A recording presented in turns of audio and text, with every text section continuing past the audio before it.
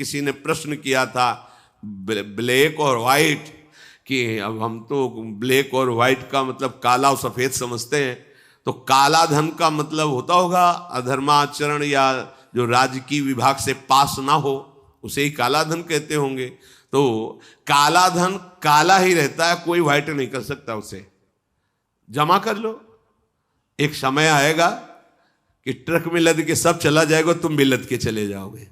अगर वो समय ना आया तो यमराज के दूत तुम्हें ले जाएंगे, सब यही पड़ा रहेगा। होश में चलो। दान किसे कहते हैं? खूब मेहनत करो, धर्म से कमाओ, फिर उससे एक रोटी की व्यवस्था किसी की भी कर दो, उसे सतदान कहते हैं। लाखों बेईमानी से कमाए, अधर्म आचरण से दूसरों को चूस चूस के ऐसा दुख दे कर फिर सोचा कि लाख में 10,000 दे देते हैं, व्हाइट हो जाएगा। व्हाइट नहीं हो जाएगा, ये और तुम्हारे ऊपर आक्रमण कराएगा, क्योंकि जिनको दे रहे हो उनकी भी बुद्धि तो भ्रष्ट होगी, तो तुम्हारा धर्म बनाना, हाँ व्हाइट नहीं होगा, फाइट होगी। अब मार पिटाई शुरू करवाएगा, वो ऐसे आचरण करवाएगा, जहां जाएगा वहां खोपड़ी फोड़ेगा, उसका परिणाम जब आपके आएगा तो आपकी खोपड़ी फूटेगी। व्हाइट तो तब हो सकता है जब व्हाइट चलो। व्हाइट का तात्पर्य होता प्रकाश, श्वेत, ये लक्षण सतोगुण का। सात्विक भाव से चलो, मेहनत की कमाई से, पसीना चुआ के खूब मेहनत किया और फिर किसी को दिया, तुम्हारा परिवार उन्नतिशील रहेगा, तुम्हें लोक परलोक में सुख प्राप्त होगा। अन्याय से कमाए हुए धन का दान पतित कर देता है, पतित कर देता है। अब इसमें एक उपाय है, मुझे पता नहीं था, प्रमादवश मेरे से गलती हो गई, कभी जीवन में गलती नहीं करूंगा, अब सुधार के लिए करो, हो जाएगा। मुझे पता नहीं था, मैंने कभी सुना ही नहीं था, बस यही था कि धन प्राप्त करूं, धन प्राप्त करूं, और गलती हो गई। अब मुझे पता चला कि मैंने गलत किया है, तो अब लो नशानी, अब ना नशे करो, गौ सेवा, संत सेवा, ठाकुर सेवा, गलती आगे से नहीं करूंगा। ये एक सूत्र बहुत बड़े, अवलो नशानी अबना नशे, ये सबको पावन कर देता है, सब कुछ पावन कर देता है। पर ये ऐसा नहीं कि हम 100 कमा रहे हैं बेईमानी से तो 10 देते रहेंगे तो 90 व्हाइट होते रहेंगे, ऐसा कदापि कहीं नहीं लिखा। ये शास्त्र है, तस्मात् शास्त्रम प्रमाणन्ते। कई बार लोग प्रश्न करते हैं इस विषय का, ध्यान से सुन लो। अन्याय से कमाया हुआ धन अगर उसे हम दान भी करते हैं तो वो पतित ही करेगा, गिराएगा ही, किसी काम का नहीं है।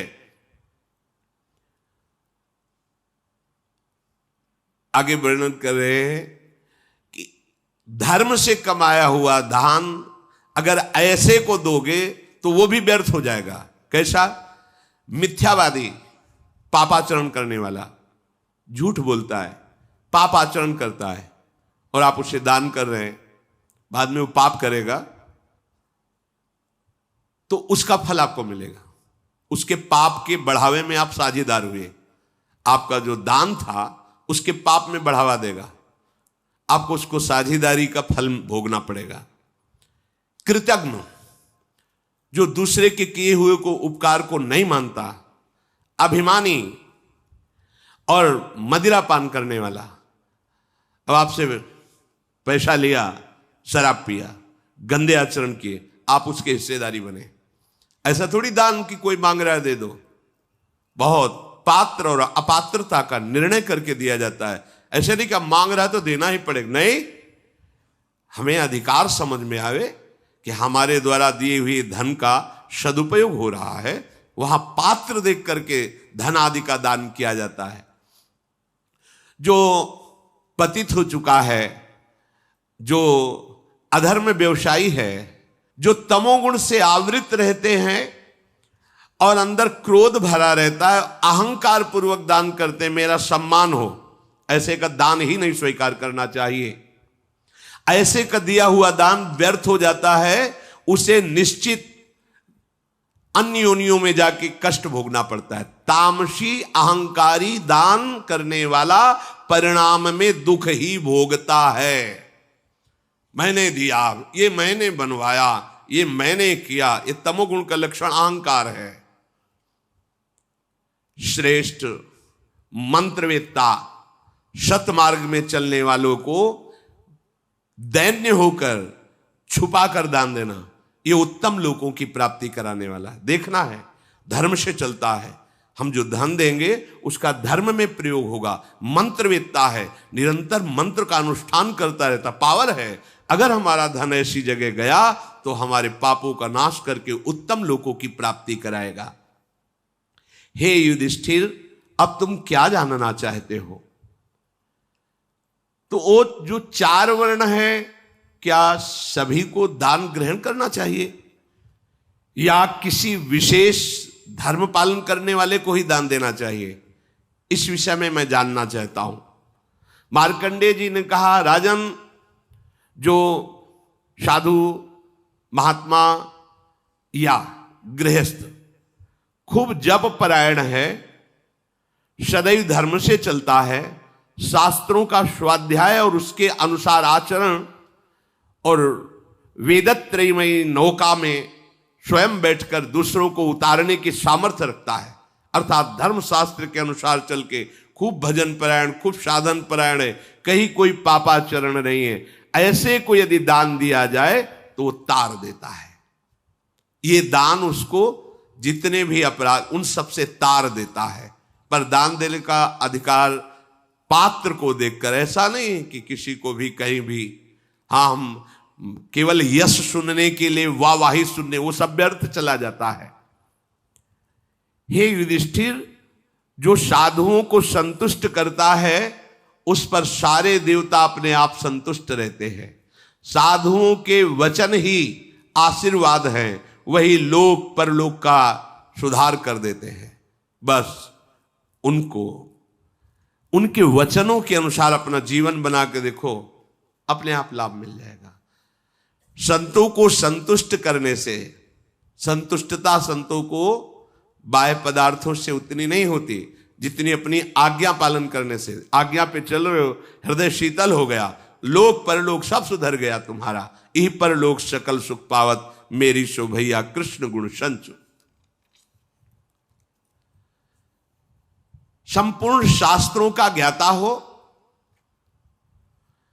संपूर्ण धर्म के रहस्य को जानता हो और स्वयं अपने उद्धार करने में समर्थ हो, ऐसे को दान दिया जाए तो शक्तिशाली होता है, तो वो दान तुम्हारा उद्धार कर देगा, तुम्हारा कल्याण कर देगा। हे कुंती नंदन, यदि साधु को भोजन कराया जाए तो साक्षात भगवान और अग्निदेव संतुष्ट हो जाते हैं। वे उतना यज्ञ या होम से संतुष्ट नहीं होते जितना साधु वैष्णव के मुख से भगवान संतुष्ट होते हैं। चंदन पुष्प चढ़ाने से उतना संतुष्ट नहीं होते जितना साधुओं की सेवा से संतुष्ट होते हैं। इसलिए तुम सभी उपायों से उन अतिथि साधुओं का सेवा करने का प्रयास करो। जो आए हुए संत वैष्णव अतिथि के चरण धोने के लिए जल अर्पित करता है, उनके पैर, उनके चरण धोता है, जहां वो वास करते हैं उजाले के लिए दीपक की व्यवस्था करता है, उनके उदर पोषण के लिए अन्न की व्यवस्था करता है या वास की व्यवस्था करता है, उसे कभी यमराज देख भी नहीं सकते। वो निश्चित भगवत कृपा को प्राप्त होता है। जो भगवान के श्री विग्रह की सेवा करता है, उनमें पुष्प अर्पित करता है, बाद में चढ़ाए हुए पुष्पों को उतारता है, साधु वैष्णवों को पवाता है, उनकी जूठन साफ करता है, चंदन माला पुष्प आदि से उनकी सेवा करता है, उनके चरण स्पर्श करता है, तो करोड़ों गौदान से भी अधिक महत्व रखता है ऐसा सेवादान। हे युधिष्ठिर, जो भक्तों की वास व्यवस्था, वसुंधराम तु यो दद्यात् द्विजाय विदुरात्मने दातारम हनुगच्छन्ति सर्वे कामाभिवांछिताः। जो भक्त वैष्णव मंत्रवेत्ता, नाम जप करने वाले, धर्म पे चलने वाले हैं, उनको जो भूमि दान करता है, वास की व्यवस्था करता है, वो अपनी कामनाओं को पूर्ण करने में समर्थ हो जाता है। मनोवांछित भोग उसे स्वतः प्राप्त होते हैं। यदि कोई रास्ते से थका मांदा आ रहा है और बहुत भूखा है और वो तुमसे पूछता है कि मैं बहुत भूखा हूं, क्या मुझे भोजन मिल सकता है क्या, तो चाहे जो समय हो कि हमारी तो रसोई का समय खत्म हो गया, अब तो नहीं मिल पाएगा आपको भोजन, कदापि नहीं। चाहे जो समय हो, बुद्धिमान को चाहिए कि बहुत बड़ा सुकृत का अवसर मिला है, तत्काल उसको स्वादिष्ट अन्न पकाकर उसको पवाए, तो अन्नदाता को जो इच्छा करेगा उसे प्राप्त हो जाएगा। कोई भूखा ऐसे, वो साधु है कि नहीं, इससे मतलब नहीं, वो भूखा है, थकित है, पूछ रहा है मैं कई दिनों से भोजन नहीं, मुझे भोजन मिलेगा क्या, कहीं भोजन मिलेगा क्या? हाँ हाँ आप बैठिए, तत्काल आप उस रसोई चढ़ाइए, कुछ ना कुछ उसे बना करके पवाइए।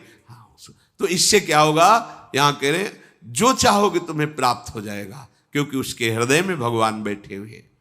जो अपनी सामर्थ्य के अनुसार अच्छे ढंग से पवित्र भाव से भोजन तैयार करता है और वो भोजन भक्तों को अर्पित करता है, उस पुण्य कर्म के प्रभाव से वो प्रजापति ब्रह्मा के लोक में जाता है, अर्थात ब्रह्म लोक को प्राप्त होता है।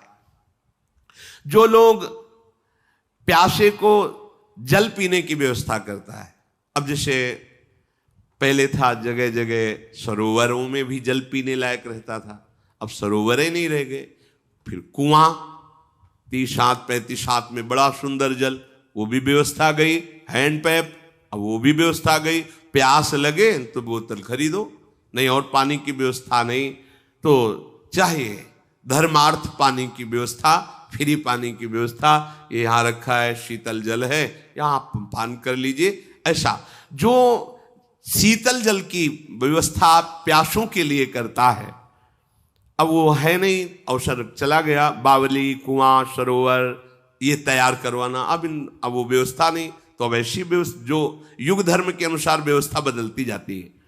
और जो बहुत भूखा है, थका है, प्यासा है, उसे मीठे वचन से आइए आइए आप जल पीजिए, आप बैठिए, अभी आपको भोजन पवाते हैं, ऐसा। तो जो ऐसा करता है तो यमराज की ताकत नहीं कि वचन मात्र का उसे दंड दे सके, कठोर ताकत नहीं बोलने की यमराज की भी उनके सामने, फिर और की तो बात ही जाने दो। हे युधिष्ठिर, जो खूब अपने धर्म के परिश्रम से कमाए हुए संचित किए हुए धन को किसी सुशील, शांत, भगवत परायण को दान करता है, तो वसुधा देवी भूमि उस पर प्रसन्न हो जाती है और उसके ऊपर धन की वर्षा करती है और वो कभी दुख में नहीं पड़ता। और अगर कहीं ना मांगने वाला सुशील, व्रतधारी, भजन परायण ऐसे को दिया जाए तो तीनों लोकों पर कहीं भी वो जा सकता है, उत्तम गति प्राप्त होगी। कभी मांगता नहीं है, धर्म से चलता है, भजन परायण है, ऐसे को यदि दिया जाए तो तीनों लोकों में सबसे बड़ा पुण्यात्मा होता है, वो कहीं भी जा सकता है।